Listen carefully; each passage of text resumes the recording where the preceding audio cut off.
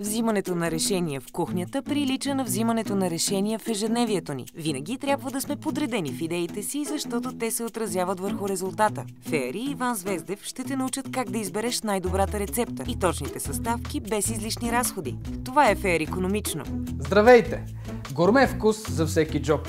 Звучи сложно, но не е. Сега ще ви покажа. Какво ще сготвим днес? Нещо много лесно и практично. Пилешко филе с песто и топено сирене. За целта ще трябва да сготвя пилешко месо. Също така ще използваме готов сос песто, който е много ароматен, защото е богат както на ядки, така и на сирене пармезан, а също така и на кедрово семе. Нарязвам на малко по-едри парченца, желателно е с еднаква големина, пилешкото филе. Ястието ще е достатъчно за 2 порции и задължително, когато готвим месо, да не забравяме, че го осоляваме и изчакваме няколко минути, за да стане по-вкусно и по-крехко. Винаги, когато готвим с масло, е желателно да имаме и растителна мазнина, както нашия зехтин. Така маслото няма да загори и да вгорчи вкуса на ястието. Пилешкото филенце се запържва по 2 минути от всяка страна, за да стане с златист оттенък. А след това го изваждам и прехвърлям в чиста чинийка, за да продължим с нашия изискан фин млечен сос с много аромат на песто дженовезе. Остава да оползотворим всички аромати в тиганчето. За целта ще деглазираме, т.е. ще разредим мазнината с ароматен пилешки бульон. Ето това е много важно да се получи.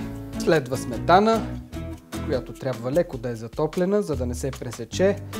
Най-добре е, когато използваме млечна сметана, която е животинска.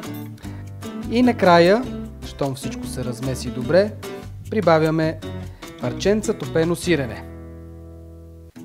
На много ниска температура изчаквам сиренето да се разтопи и към края подправяме с една супена лъжица от ароматния сос песто дженовезе.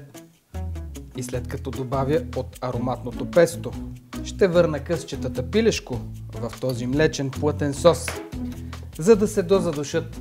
Запомнете, запържването е кратко, задушаването също. Ако прекалим, тогава пилешкото ще стане сухо. Ето така под капак, не повече от 3-4 минутки на тих огън оставяме ароматното пилешко, за да стане напълно готово.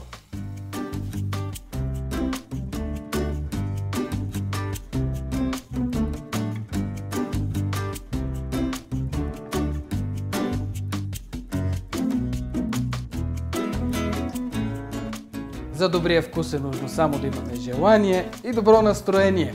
Ето това е нашата специална гурме рецепта за всеки вкус. Да ви е сладко! Вдъхновение, време и икономичност. Фери издържа невероятно дълго.